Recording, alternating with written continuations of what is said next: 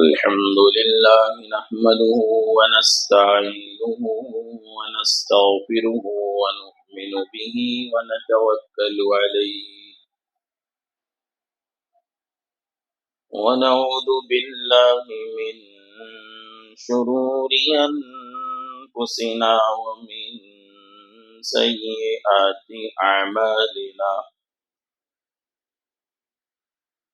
من يهده الله فلا مضل له ومن يضلله فلا هادي له ونشهد أن لا إله إلا الله وحده لا شريك له ونشهد أن سيدنا وسندنا وحبيبنا ونبينا مولانا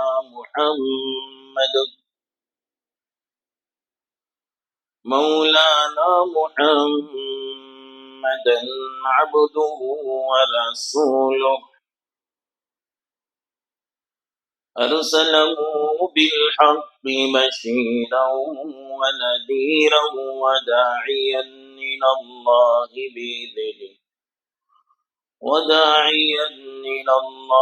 بإذنه وسراجا منيرا أما بعد فقد قال النبي صلى الله عليه وسلم ما بين بيتي ومنبري روضة من رياض الجنة أو كما قال عليه الصلاة والسلام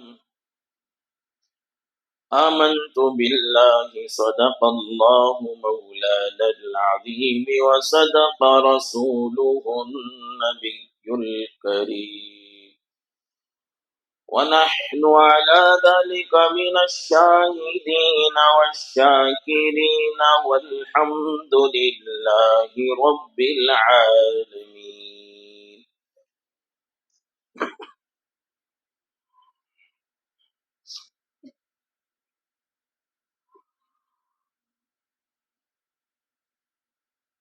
قابل احترام بزرگوں اور قابل قدر ملت کے نوجوان بھائیوں، عزیز دوستوں، دنیا کے چپے چپے سے لوگ اللہ کے گھر کی زیارت، حج کے فریضے کو ادا کرنے کے لیے پہنچ رہے ہیں۔ بارگاہ رب العزت میں دل کے گہرائیوں سے دعا ہے، اللہ تعالی ہر حاجی کے حج کو قبول فرمائے اور ان کے حج کو حج مبرور بنائے، اور اس حج مقبول اور حج مبرور کی برکت میں پوری دنیا میں، خصوصاً ہمارے اس ملک میں، اللہ تعالی امن و امان کے فیصلے فرمائے۔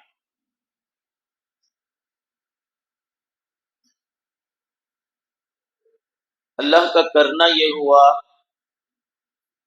کہ اس سال جو حجاج کرام ہماری ریاست سے جو پہنچ رہے ہیں،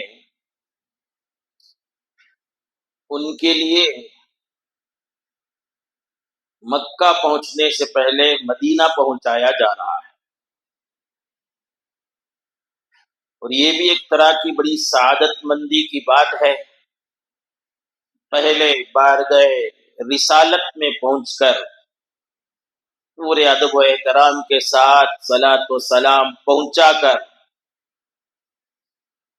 اور نبی صلی اللہ علیہ وسلم کی بارگاہ میں درخواست معذرت پیش کر کے اپنے آپ کو پاک و صاف کر کے اللہ رب العالمین کے گھر کی زیارت کو پاک آنکھوں سے کیا جائے، اللہ رب العالمین کی بارگاہ میں دخول پاک پیروں سے، پاک جسم سے کیا جائے۔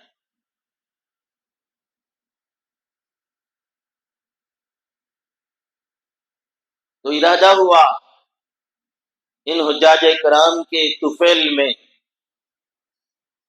آپ سب کے سامنے مدینۃ المنورہ کی عظمت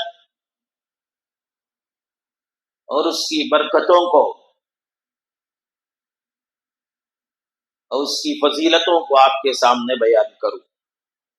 دعا فرمائیے اللہ تعالی اس عنوان کے حق کو ادا کرنے کی توفیق نصیب فرمائے، اور اس عنوان کو بیان کرنے کی برکت میں اور اس عنوان کو سننے کی برکت میں اللہ تعالیٰ میرے لیے بھی اور آپ کے لیے بھی کل قیامت کے دن محمد الرسول اللہ کی شفاعت نصیب فرمائے۔ بزرگوں، عزیزوں، کائنات میں دو شہر سب سے زیادہ مقدس، سب سے زیادہ برکت والے، سب سے زیادہ عظمت والے، دنیا کا کوئی ملک، کوئی ریاست، کوئی بستی ان دو شہروں کے مقابلہ نہیں کر سکتی۔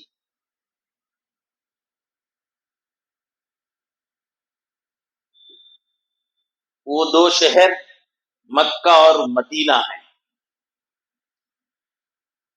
مکے کو یہ فضیلت حاصل ہے کہ وہاں اللہ کا گھر کعبہ موجود ہے۔ مکے کو یہ فضیلت حاصل ہے کہ وہاں سے حج اسلام کے بنیادی ارکانوں میں سے ایک رکن حج کا فریضہ ادا ہوتا ہے، اور عمرے کے ارکان وہیں ادا ہوتے ہیں۔ مکے کو یہ فضیلت حاصل ہے کہ وہاں سب سے پہلے اللہ کی کتاب قرآن شریف کا نزول ہوا۔ مکے کو یہ فضیلت حاصل ہے کہ وہاں کائنات کے عظیم سلطان شہنشاہ دو عالم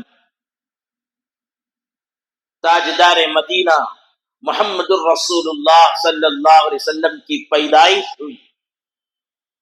مکے کو یہ شرف حاصل ہے کہ آپ کا بچپن وہیں گزرا، آپ کی جوانی وہیں گزری،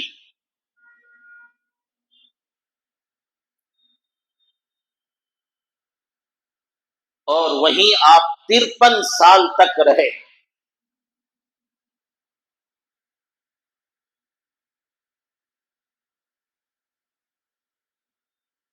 مدینۃ المنورہ کو یہ شرف حاصل ہے کہ اللہ نے مدینہ پہنچنے کے بعد نماز فرض فرمائی، روزہ فرض فرمائے، زکوٰۃ فرض فرمائے، حج وہیں جانے کے بعد فرض ہوا،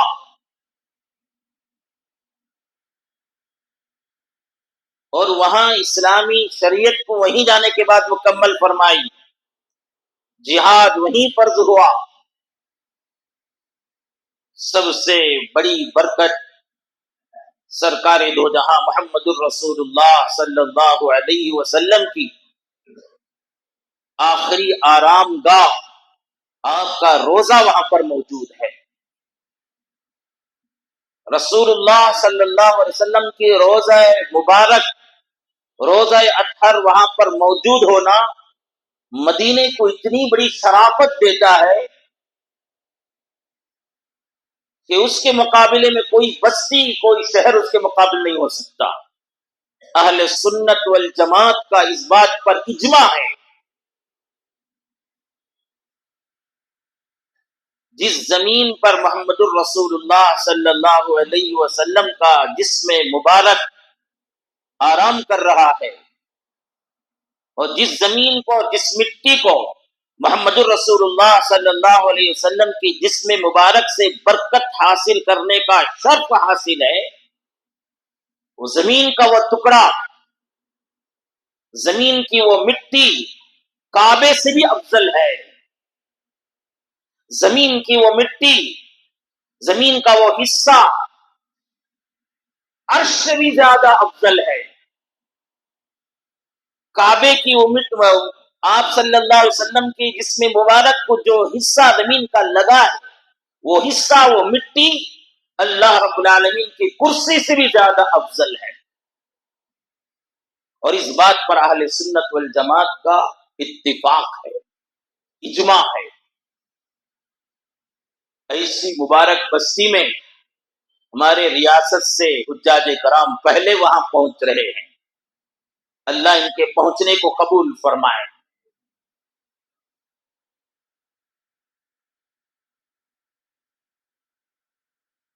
حضرت امام مالک رحمت اللہ علیہ کا زمانہ تھا. حضرت امام مالک بھی بہت بڑے عاشق رسول تھے. ایک مرتبہ حج فرض ادا کیا، اس کے بعد پھر مدینے میں رہ کر بھی مکے کو نہیں پہنچے. شاگردوں نے تقاضا کیا، حضرت مکے سے مدینہ، مدینے سے مکہ قریب ہے، آپ آئیے، بار بار حج کیجئے. تو آپ نے فرمایا میری خواہش ہے میرے نبی کی بستی میں مروں. اگر میں یہاں سے نکلوں، ممکن ہے اگر راستے میں وفات ہو جائے تو مدینے کی بستی سے محروم ہو جاؤں گا. اس لیے میرا فریضہ ادا ہو گیا، اب میں مدینہ چھوڑ کر نکلنے والا ہوں. آپ راستے میں چل کر ہی سفر طے کرتے تھے، پورے مدینے میں کہیں بھی جانا ہوتا، سواری کا سہارا نہیں لیتے. شاگرد جب عاجزی سے کہتے حضرت دور دور چلنا پڑتا ہے، آپ سوار ہو جائیے، تو آپ فرماتے معلوم نہیں زمین کے کس ٹکڑے میں میرے نبی کے قدم پڑے ہیں، اور وہاں میرے سواری کا قدم پڑے، میرا عشق جو ہے اسے اجازت نہیں دیتا. تو آپ کا زمانہ تھا، وقت کے بادشاہ دنیا کا، اسے خواہش ہوئی مدینہ پہنچے. اور مسلمان، اس کے دل میں بھی نبی صلی اللہ علیہ وسلم کی عظمت بھری تھی، محبت سے سروشار تھا. اس نے اپنے خادموں کو حکم دیا کہ مدینہ پہنچنے سے پہلے، روزہ اطہر میں پہنچنے سے پہلے مجھے امام مالک کے گھر کے پاس سے لے جائے، امام مالک کی خدمت میں پہنچایا جائے. تو اس کا انتظام کیا گیا. حضرت امام مالک رحمہ اللہ کے پاس وقت کا بادشاہ پہنچتا ہے، اور اس کے بعد بہت ہی عاجزی سے عرض کرتا ہے امام صاحب میرے آقا کی بستی میں مجھے جانا ہے، مجھے کچھ نصیحت فرما دیجیے. تو آپ نے سب سے پہلے نصیحت یہ فرمائی جو قرآن کا اصول ہے، ایمان والوں کو سب سے پہلے جو نصیحت کی جاتی ہے واتقوا اللہ، اتقوا اللہ، اللہ سے ڈرو، اللہ سے ڈرو. قرآن پڑھو، جگہ جگہ ایمان والوں کو کہا گیا یا ایھا الذین آمنوا اتقوا اللہ، آمنوا اتقوا اللہ، آمنوا اتقوا اللہ، ایمان لاؤ، اللہ سے ڈرو. تو انہوں نے سب سے پہلے وصیت کی بادشاہ تم اللہ سے ڈرو. دوسری نصیحت بہت سادے الفاظ میں فرمایا آپ مدینے میں قدم رکھنے سے پہلے یہ خیال کر لیں یہ دونوں جہاں کے آقا محمد الرسول اللہ کی بستی ہے، کسی قسم کی گستاخی میرے سے نہ ہو. قدم جیسے جیسے رکھیں گے تمہاری دل و دماغ میں بات رہے نبی کی بستی ہے، نبی کی بستی ہے. پھر آپ نے فرمایا وہاں کے رہنے والوں کے ساتھ ادب کے ساتھ، احترام کے ساتھ پیش آنا، وہاں کی گلیوں میں ادب کے ساتھ چلنا، وہاں کے رہنے والے کو تکلیف نہیں دینا، نہیں ستانا، وہ اپنی ذات کے لحاظ سے کیسے بھی کیوں نہ ہو، وہ محمد الرسول اللہ کے پڑوسی ہیں، اور پڑوسی کا حق ہوتا ہے، پڑوسی کا مقام بڑھتا ہے، پڑوسی کی وجہ سے پڑوسی کی عظمت بڑھتی ہے۔ اس لیے ان کے اندر کچھ عیوب بھی دیکھ لو، ان کے اندر کچھ خرابی بھی دیکھ لو، ان کو حقیر نہ سمجھنا، ان کو تکلیف نہ دینا، ان کو ستانا نہیں، وہ نبی کے پڑوسی ہیں۔ ارے نبی کے پڑوسی کا مقام تو چھوڑیے، وہ تو بہت بڑی ہے۔ دنیا میں معمولی بستیوں میں کوئی آدمی بڑا عہدے والا ہے، بڑے مقام والا ہے، تو اس کی پڑوسی کی عظمت بڑھ جاتی ہے، اس سے بھی لوگ عزت سے پیش آتے ہیں، قدر سے پیش آتے ہیں، وہ جگہ کی ویلو بڑھ جاتی ہے۔ کتنے محلے ایسے ہیں، کتنے محلے ایسے ہیں جن کا ویلو بہت بڑی ہوئی ہے، جن کی قیمت بہت بڑی ہوئی ہے۔ کیوں؟ کہ وہاں کے رہنے والے افیشل ہیں، وہاں کے رہنے والے عہدے دار ہیں، وہاں کے رہنے والے تعلیم یافتہ ہیں، وہاں کے رہنے والے پیسے والے ہیں، اس لیے وہ جگہ کی ویلو بڑی ہوئی ہے، اس محلے کی ویلو بڑی ہوئی ہے، اس کا مقام بڑا ہوا ہے۔ بغداد میں ایک گھر بیچا جا رہا تھا، اس نے اس گھر کی قیمت جتنی تھی اس کی ڈبل رکھا۔ خریدنے والے نے کہا کہ کیا بات ہے، یہاں اس بستی میں عام طور پر تو 10 لاکھ میں زمین ملتی ہے، گھر ملتا ہے، اور آپ 20 لاکھ رکھے ہوئے ہیں۔ تو اس نے کہا ہاں آپ کی بات صحیح ہے، زمین اور گھر کی قیمت تو 10 لاکھ ہی ہے، لیکن 10 لاکھ زمین اور گھر کی قیمت اور 10 لاکھ میرے پڑوسی کی عظمت کی قیمت ہے۔ معلوم بھی ہے میرا پڑوسی کون ہے، میرا پڑوسی عبداللہ بن مبارک ہے، جلیل قدر محدث، جلیل قدر فقیہ، اللہ کے اولیاء میں سے ایک بہت بڑے ولی، حضرت کے پڑوسی ہونے کی وجہ سے وہ زمین اور اپنا گھر کی قیمت بڑھا رہا ہے۔ تو حضرت جناب محمد الرسول اللہ کے پڑوسی مدینے والے، ان کو کتنی قدر کی نظر سے دیکھنا ہے، کتنی عظمت کی نظر سے دیکھنا ہے۔ مدینے کی گلی گلی، سڑک سڑک، ذرہ ذرہ قابل عظمت ہے، اس لیے کہ نبی صلی اللہ علیہ وسلم نے دعا فرمائی، اللہم حبب الینا المدینہ کما حببت مکہ واشد منہا۔ رسول اللہ صلی اللہ علیہ وسلم نے دعا فرمائی، یا اللہ مدینے کو دنیا والوں کے سامنے محبوب بنا دے، پسندیدہ بنا دے، جیسا کہ تو نے مکے کو دنیا والوں کے سامنے محبوب بنا دیا۔ دنیا کے چپے چپے سے لوگ مکہ پہنچتے ہیں، اور پھر آپ نے فرمایا واشد منہا، مکے سے بھی زیادہ اسے محبوب بنا دے۔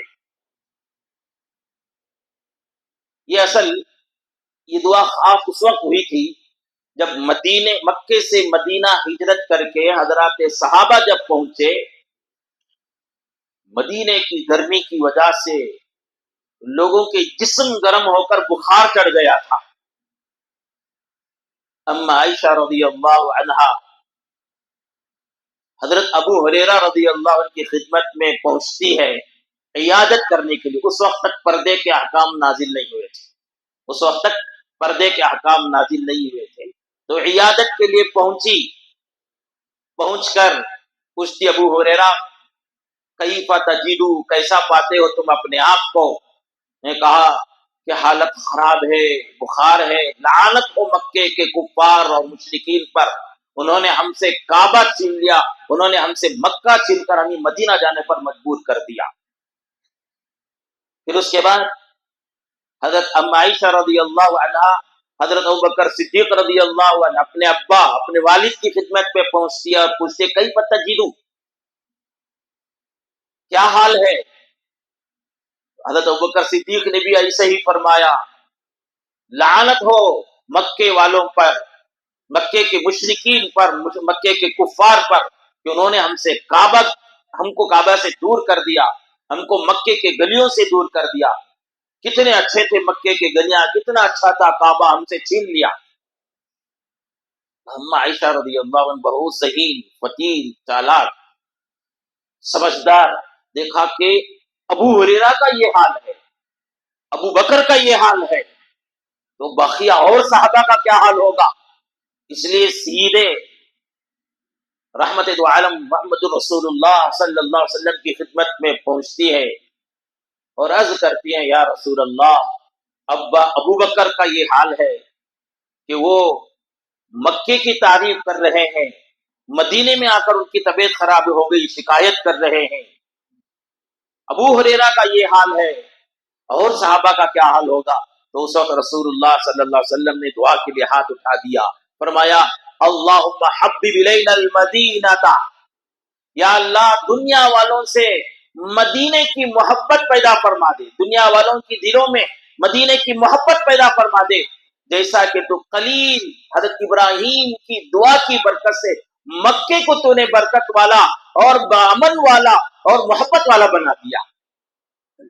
مکے میں جو برکت آئی، مکے میں جو امن آیا، مکے سے جو محبت لوگوں کے دلوں میں پیدا ہوئی، وہ حضرت ابراہیم علیہ السلام کی دعا، ربنا انی اسکنت من ذریتی بواد غیر ذی زرع عند بیتک المحرم ربنا لیقیموا الصلاة فاجعل افئدة من الناس تهوی الیہم وارزقهم من الثمرات لعلهم یشکرون۔ آپ نے دعا فرمائی تھی، یا اللہ لوگوں کے دلوں کو مکے کے طرف، اس بستی کے طرف کھینچ کر آنے کی توفیق عطا فرما۔ تو آپ نے دعا فرمائی، ابراہیم کی دعا سے تو مکے کو جاذب بنا دیا، یا اللہ میری دعا سے مدینے کو جاذب بنا دے۔ آج ہم میں سے ہر ایک کی خواہش مدینہ پہنچے، مدینے میں موت آئے۔ حضرت عمر رضی اللہ عنہ دعا فرمایا کرتے تھے، اللہم ارزقنی شہادتا فی سبیلک وموتا فی بلد رسولک۔ شہادت کی تمنا کی، پھر خیال ہوا کہ شہادت کہیں بھی ہو سکتی ہے، مکے میں جا کر ہو سکتی ہے، جہاد میں جائیں، عراق میں جا کر ہو سکتی ہے، مدینے کے باہر جا کر ہو سکتی ہے، تو فوراً فرما دیا، موتن فی بلدی رسولک، یا اللہ تیرے پیارے حبیب کی بستی میں موت عطا فرما۔ تو اللہ نے دونوں دعا قبول کر لی، مکے میں شہادت کی موت عطا فرمائی اور مدینے میں محمد الرسول اللہ کے پڑوس میں جگہ عطا فرمائی۔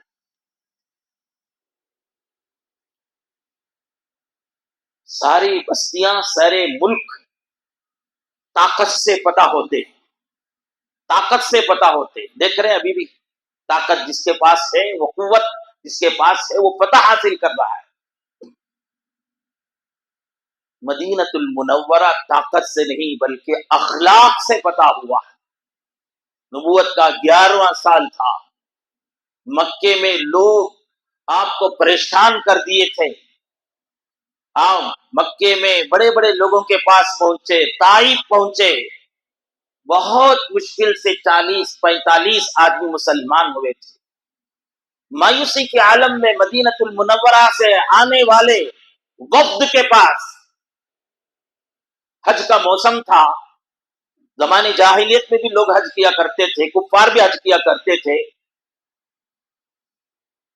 تو وہاں سے 7 آدمی رسول اللہ صلی اللہ علیہ وسلم کی خدمت میں آئے تھے، حج کو پہنچے تھے، رسول اللہ ان کی خدمت میں پہنچے، رسول اللہ کے اخلاق کو دیکھ کر، آپ کے تعلیمات کو دیکھ کر، آپ کی ہدایت کو دیکھ کر، مقام جمرۃ العقبہ جہاں کنکریاں مارے جاتے ہیں شیطان، وہاں پر آپ کے ہاتھ میں 7 مدینے والے مسلمان ہوتے ہیں اور رسول اللہ سے درخواست کرتے ہیں کہ ہم مسلمان ہو گئے، ہم کو دین سکھانے کے لیے، قرآن سکھانے کے لیے کسی مسلمان کو ہمارے ساتھ بھیجیں۔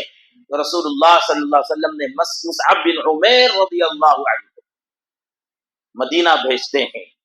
دوسرے سال 7 کی جگہ میں 70 مسلمان ہونے کے لیے آئے، اور آپ صلی اللہ علیہ وسلم کے اخلاق، آپ کے تعلیمات اور آپ کی ہدایت کی برکت سے اس طرح مدینہ فتح ہوا تھا۔ تو مدینے کی عظمت کو لے کر، وہاں کے ادب و احترام کو لے کر پہنچنا چاہیے۔ مدینے کے گلی گلی، جگہ جگہ کی برکتیں کتابوں میں، حدیث کی کتابوں میں، سیرت کی کتابوں میں بیان کی گئی۔ میں مختصر 5 جگہوں کی فضیلت آپ کو بیان کر دوں۔ مدینے کی سب سے بڑی فضیلت یہ ہے کہ محمد الرسول اللہ کا روزہ وہاں پر موجود ہے۔ آپ کے روزے کی فضیلت میں ابھی آپ کے سامنے بیان کر دیا۔ قبر کا جو حصہ رسول اللہ کے جسم مبارک سے جو برکت حاصل کر رہا ہے، وہ حصہ، اس کے اوپر اہل سنت والجماعت کا اتفاق اور اجماع ہے، وہ حصہ جو محمد رسول اللہ کے جسم مبارک سے برکت حاصل کر رہا ہے، وہ حصہ کعبۃ اللہ سے بھی زیادہ عظمت والا ہے، وہ حصہ عرش الہی سے بھی زیادہ عظمت والا ہے، وہ حصہ اللہ پروردگار رب العالمین کی کرسی سے بھی زیادہ عظمت والا ہے۔ اس لیے جب آپ وہاں پہنچیں گے، پورے ادب و احترام کے ساتھ الصلاۃ والسلام علیک یا رسول اللہ، پوری عظمت کے ساتھ صلاۃ والسلام پہنچائیں۔ اور قرآن آپ کو کہتا ہے، محمد الرسول اللہ کی بارگاہ میں پہنچے تو کیا کرنا ہے؟ قرآن کہتا ہے وَلَوْ أَنَّهُمْ إِذْ ظَلَمُوا جَاءُوكَ فَاسْتَغْفَرُوا اللَّهَ وَاسْتَغْفَرَ لَهُمُ الرَّسُولُ لَوَجَدُوا اللَّهَ تَوَّابًا رَحِيمًا۔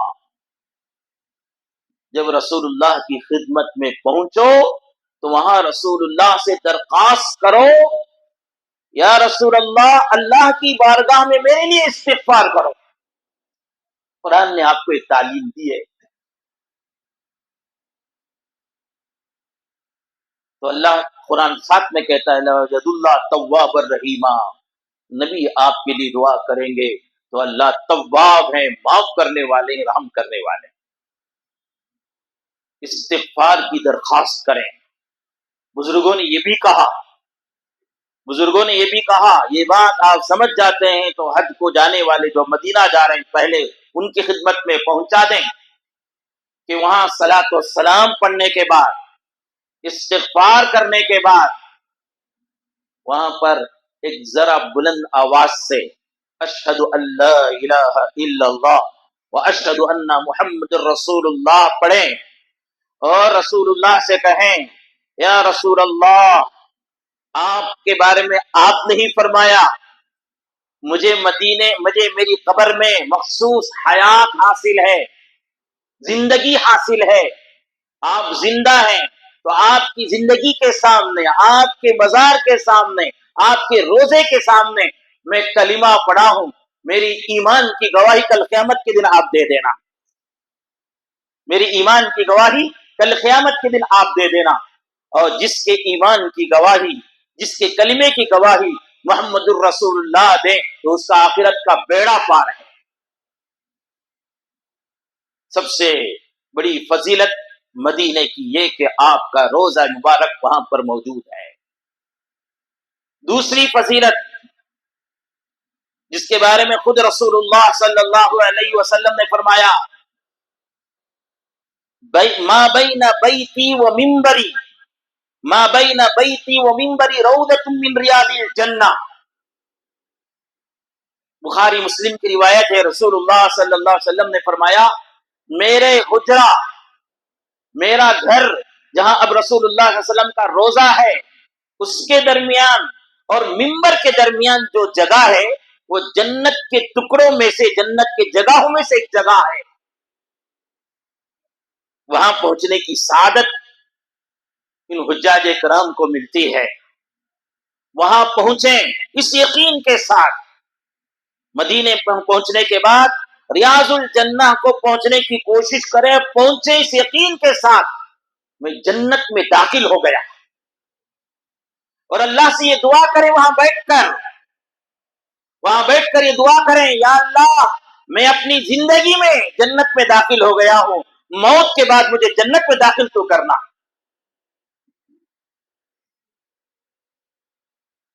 اور وہاں جو دعا کی جاتی ہے رد نہیں کی جاتی۔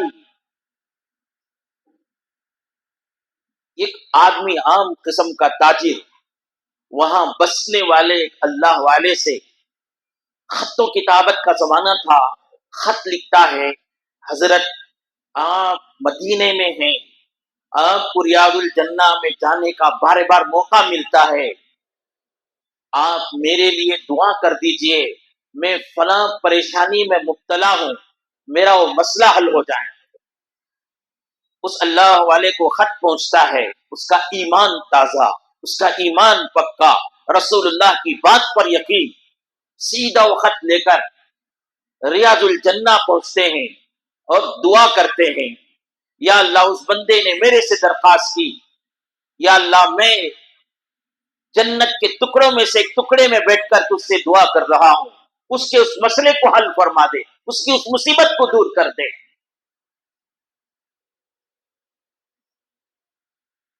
دعا کرے، واپس آئے، پھر کمرے میں بیٹھ کر خط لکھا، میں تمہارے اس مسئلے سے متعلق دعا کیا، دعا قبول ہو گئی اور وہ تمہارا مسئلہ بھی حل ہو گیا۔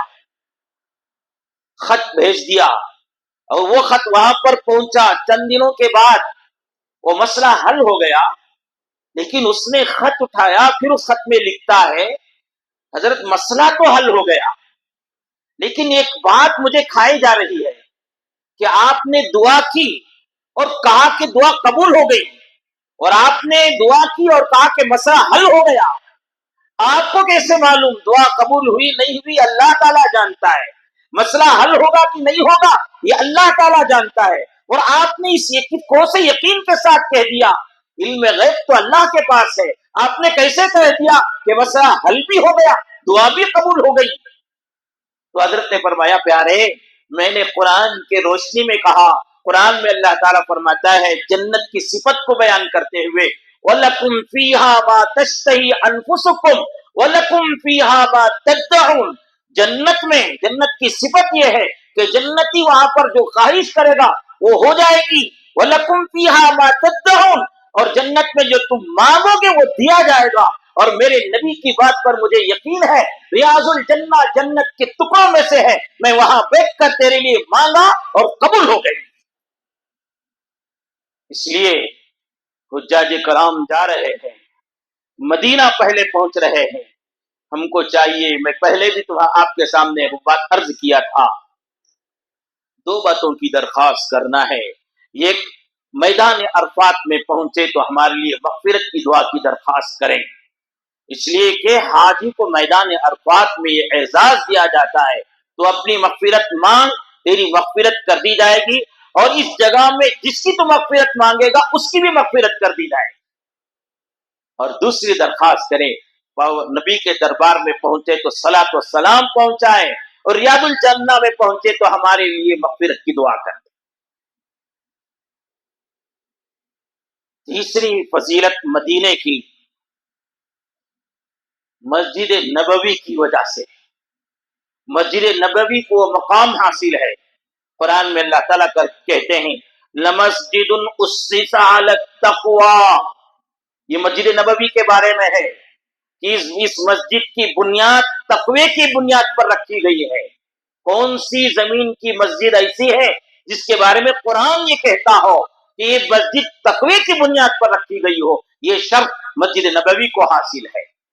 رسول اللہ صلی اللہ علیہ وسلم نے فرمایا من صلی 40 صلاۃ، جس نے میری مسجد میں 40 نمازیں، لم یفتہ صلاۃ، ایسا پڑا کہ درمیان میں اس 40 نمازوں کے درمیان میں کوئی نماز اس کی فوت نہیں ہوئی، تو اس کے لیے نبی صلی اللہ علیہ وسلم نے فرمایا کتبت لہ براءۃ من النار ونجات من العذاب وبراءۃ من النفاق، 3 باتوں کی گارنٹی دی گئی ان کو جو مسجد نبوی میں مسلسل 40 نمازیں پڑھ لیتے ہیں۔ پہلی گارنٹی یہ دی گئی کہ اسے دوزخ کی آگ سے چھٹکارا دیا جائے گا، آزادی دی جائے گی، اور اس کے لیے آخرت کے ہر عذاب سے نجات دی جائے گی، اور نفاق سے برات کا پروانہ دیا جائے گا۔ 40 نمازیں مسجد نبوی پڑھنے کا یہ اعزاز، یہ ثواب ہے۔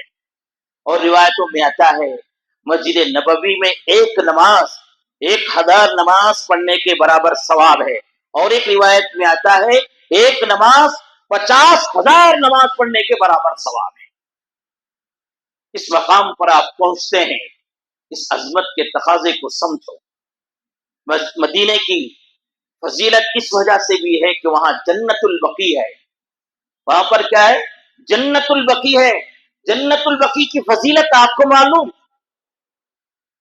دنیا کا کوئی قبرستان ایسا نہیں ہے جہاں پر نبی نے پہنچا ہو، جہاں پر نبی نے پہنچا ہو وہاں کے مردوں کے لیے دعا کیا ہو۔ اما عائشہ رضی اللہ عنہا فرماتی ہیں، ایک مرتبہ رات کے موقع پر رسول اللہ صلی اللہ علیہ وسلم آئے، میرے گھر میں آنے کی باری تھی، میں سو رہی تھی، رسول اللہ صلی اللہ علیہ وسلم آئے، آپ کی آدھی چادر کندھے پر تھی، وہ آدھی چادر بچھائے اسی پر سو گئے۔ پھر تھوڑی دیر کے بعد اٹھے اور آہستہ آہستہ دروازہ کھول کر آہستہ آہستہ چلنے لگے۔ میں نیند میں سوئی نہیں تھی، دیکھ رہی تھی کہ آپ صلی اللہ علیہ وسلم اتنی رات کو نکل کر کہاں جا رہے ہیں۔ بہرحال عورت تھی، عورتوں کے درمیان ذرا بات ہوتی ہے کہ کہیں میرے علاوہ کسی دوسری بیوی کے پاس جا رہے ہوں گے، دوسرے کا خیال آ گیا ہے، اس لیے میں نے پیچھے پیچھے آپ کے گئی تو دیکھتی ہوں کہ محمد رسول اللہ صلی اللہ علیہ وسلم جنت البقیع میں داخل ہو رہے ہیں اور ہاتھ اٹھا کر وہاں کے مرحومین کے لیے دعا فرما رہے ہیں۔ بہت دیر تک دعا کی۔ اما عائشہ فرماتی میں بھی پیچھے کھڑے ہو گئی، آمین آمین کہتی رہی، اور اس کے بعد جب مجھے محسوس ہوا دعا ختم ہو رہی ہے تو میں نے فوراً آ کر اپنے بستر میں سو گئی تاکہ رسول اللہ کو پتہ نہ چلے۔ رسول اللہ صلی اللہ علیہ وسلم گھر میں داخل ہوئے، اما عائشہ کو دیکھا ہوشیار ہیں تو پوچھا کیا بات ہے، بے چین معلوم ہوتی ہے؟ تو اما عائشہ نے فرمایا اگر میں چھپاؤں تو اللہ آپ کو بتا دے گا، اگر میں چھپاؤں تو جبرائیل آ کر آپ کو بتا دیں گے، اس لیے میں ہی بتا دیتی ہوں۔ مسئلہ یہ ہے کہ آپ گھر کے اندر آئے تو میں جاگ رہی تھی، اور اس کے بعد آپ سوئے بغیر تھوڑی دیر پڑے رہے، پھر اٹھ کر جا رہے تھے، تو مجھے گمان ہوا کہ آپ کہیں مجھے چھوڑ کر کہیں دوسرے جگہ تو نہیں جا رہے۔ اس خیال سے میں نے آپ کے پیچھا کیا اور آپ کو معلوم کے بغیر آ کر سو گئے۔ تو رسول اللہ صلی اللہ علیہ وسلم نے فرمایا عائشہ تو اپنے خیال میں ہے، میں اپنے خیال میں ہوں۔ اور روایتوں میں آتا ہے رسول اللہ صلی اللہ علیہ وسلم نے فرمایا کل قیامت کے دن سور پھونکے جانے کے بعد سب سے پہلے روزہ مبارک سے میں اٹھوں گا اور اٹھ کر سیدھا جنت البقیع کو پہنچوں گا۔ اللہ تعالی ہم سب کو جنت البقیع کی زمین نصیب فرمائے۔ کیا مبارک زمین ہے، کیا مبارک قبرستان ہے۔ وقت کا نبی اس قبرستان کے مردوں کے لیے دعا کے لیے جایا کرتا تھا۔ ہے کوئی زمین کا ٹکڑا ایسا، زمین کا کوئی قبرستان ایسا ہے جہاں پر نبی جا کر دعا کر رہے ہوں؟ جنت البقیع کو یہ مقام حاصل ہے، اور یہ جنت البقیع مدینے میں موجود ہے۔ آخر میں اور ایک فضیلت والی جگہ کے بارے میں بات عرض کر دوں۔ انہی فضیلت کے مقاموں میں سے مدینے کے ایک مسجد قباء ہے۔ مسجد قباء ہے، سب سے پہلے محمد رسول اللہ صلی اللہ علیہ وسلم ہجرت کر کے جب آئے تھے وہیں پر قیام فرمایا تھا، اور آپ صلی اللہ علیہ وسلم کی معیت ہی میں وہ مسجد بنی گئی تھی۔ اس کی فضیلت یہ ہے کہ جو آدمی اپنے گھر سے، رسول اللہ صلی اللہ علیہ وسلم نے فرمایا، ترمذی کی روایت ہے، جو آدمی اپنے گھر سے، اپنے گھر کا مطلب جو کمرہ ہے وہاں سے بھی وضو کر کے پاک و صاف ہو کر مسجد قباء میں پہنچتا ہے اور 2 رکعت نفل نماز پڑھتا ہے تو اللہ اسے عمرہ مقبول کا ثواب عطا کرتے ہیں۔ اور بھی جگہ مدینے کی بڑی عظمت والی ہے، بڑی برکت والی ہے، بڑی فضیلت والی ہے۔ وہاں پہنچنے والے اس خیال کے ساتھ پہنچے کہ اس مدینے کی گلیوں میں میرے نبی کے قدم پڑے ہیں، اس مدینے کے گلی میں میرے نبی چلے پھرے ہیں، اس مسجد میں میرے نبی نے نماز پڑھا ہے، اس مسجد کے منبر میں میرے نبی نے خطبہ دیا ہے، میرے اس نبی میرے اس مسجد اس مدینے کے گلیوں میں محمد الرسول اللہ چل پھر کر دعوت و تبلیغ کا کام کیا ہے، میں یہاں پر پہنچا ہوں۔ اس عظمت کے ساتھ وہاں پر پہنچے اور وہاں جب تک رہیں پورے ادب احترام کے ساتھ رہیں، وہ اخلاق سے وہ مدینہ فتح ہوا ہے۔ وہاں کے لوگوں میں دیکھیں گے بھی آپ بڑی نرمی، بڑے اخلاق، کوئی شور نہیں، کوئی گل نہیں، وہاں پر ایک عجیب طرح کی کیفیت ہوتی ہے، اس کیفیت کو اپنے اندر پیدا کرے، اسے باقی رکھیں، وہ کیسے بھی ہو۔ بزرگوں نے کہا وہ کیسے بھی ہو، بزرگوں نے کہا وہ کیسے بھی ہو، بہرحال نبی کے پڑوسی ہیں، ان کا احترام ہمارے اوپر لازم ہے۔ مدینے کی گلیوں میں کسی قسم کی گستاخیاں نہ کریں، مدینے کے کمروں میں رہ کر کسی قسم کے فحش کام نہ کریں، وہ تو عظمت والی جگہ ہے۔ حضرت قاسم نانوتوی رحمت اللہ علیہ کے بارے میں آتا ہے، عاشق رسول تھے آپ یہاں سے مدینہ پہنچے، اس زمانے میں فلائٹ کا، ٹرین کا، بسوں کا مسئلہ نہیں ہوتا تھا، بڑی مشکل سے پانی کے جہاز میں جایا کرتے تھے، اس کے بعد وہاں سے جہاز گاہ سے نکل کر گھوڑوں میں، اونٹوں میں جاتے تھے، اور راستے بھی اتنے خوبصورت، اتنے پرامن، اتنے اچھے نہیں۔ آج مکے مدینے کے راستے اور سڑک جیسے ہیں، شاید کہ کسی اور جگہ میں اتنی خوبصورت سڑکیں، اتنی سہولت والی سڑکیں آپ کو نظر آ جائیں۔ وہ زمانہ تھا جنگلوں سے سفر کر کے جانے کا۔ حضرت قاسم نانوتوی رحمت اللہ علیہ اپنے ساتھیوں کے ساتھ پہنچ رہے تھے، دور سے جب مدینہ نظر آنے لگا تو بہت دور فاصلے سے اترے اپنے سواری سے، اور پیر سے جوتیاں بھی نکال لیا، پیر سے جوتیاں بھی نکال لیا۔ شاگردوں نے کہا حضرت راستے میں کنکریاں کی بچھی ہوئی ہے، موٹے موٹے کنکر ہیں، ممکن ہے کانٹے بھی ہوں گے، آپ اس حال میں جائیں گے تو پیر لہولہان ہو جائیں گے۔ تو آپ نے فرمایا میرا عشق مجھے اجازت نہیں دیتا، جس جگہ پر محمد الرسول اللہ کے پیر پڑے ہوں وہاں پر میرے جوتے پڑے۔ اس لیے پورے مدینے میں جب تک رہے ننگے پیر رہے، دھوپ کو برداشت کیا، وہاں کی ریتیلی زمین کو برداشت کیا، چپل پہننے کو گوارا نہیں کیا۔